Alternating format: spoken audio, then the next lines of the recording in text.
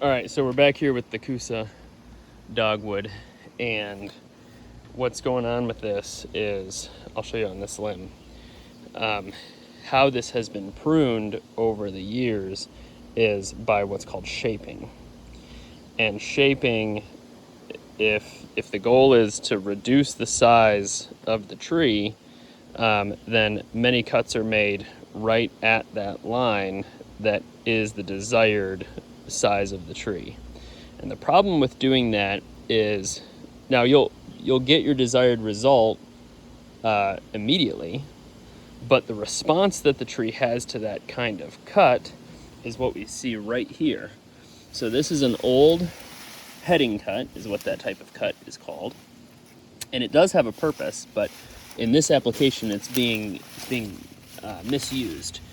And you can see this was the old cut right there.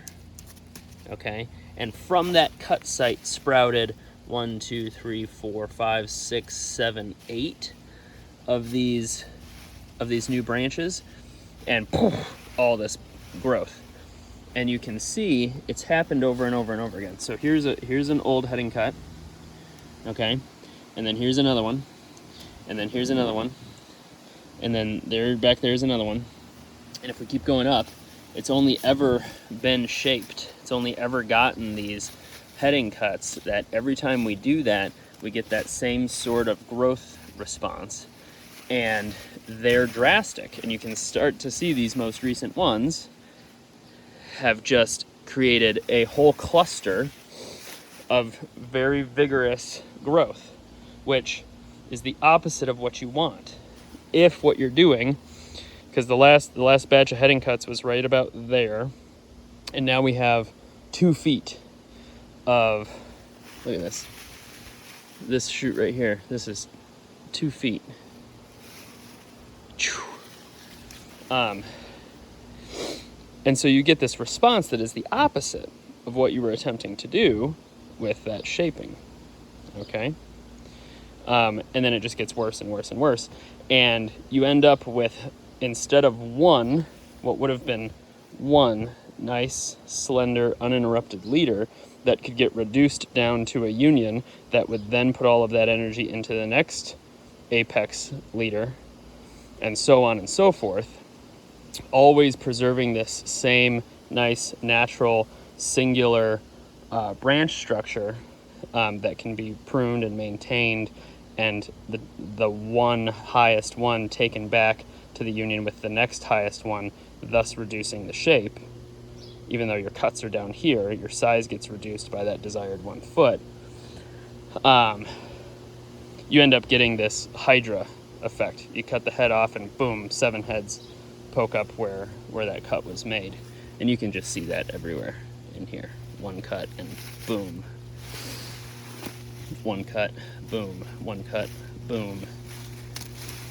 And the problem with it, see, look, the problem with doing that is what happens is you get a very dense exterior to the crown with all of these many stems. And if that keeps going and going, then light can't penetrate that outermost band of dense foliage. And so what happens is, down the road, you end up losing all of your interior foliage. And so I'll go back to this branch. So that means we would only have leaves there, and all of the leaves in here would go away. And what that does is that stops the game. Because now, when you go to shape it, and you make all of those cuts right at that 1 foot in mark to try to reduce that size again to contain it, there are no leaves left on the inside. You have taken off the band of the leaves that remain, and that's the end of the road. And so it's just a bad habit that ends in disaster, and creates such a dense mess. A witch's broom, we call that. So what we're doing to this tree is we're trying to break that cycle. And so we're thinning it to make sure that light, see, now I can see the sky right behind it.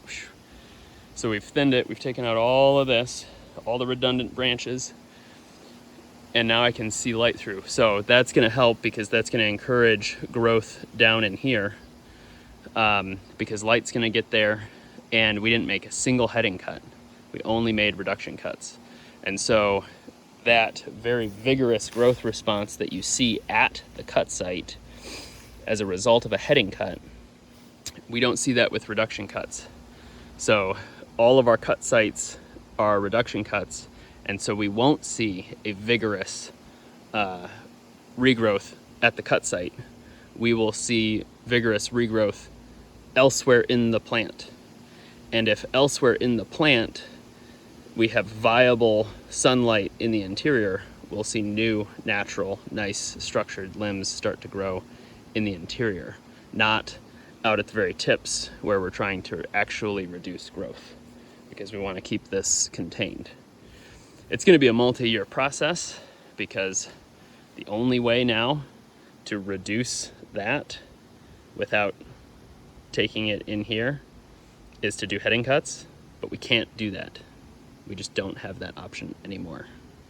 So we've thinned it.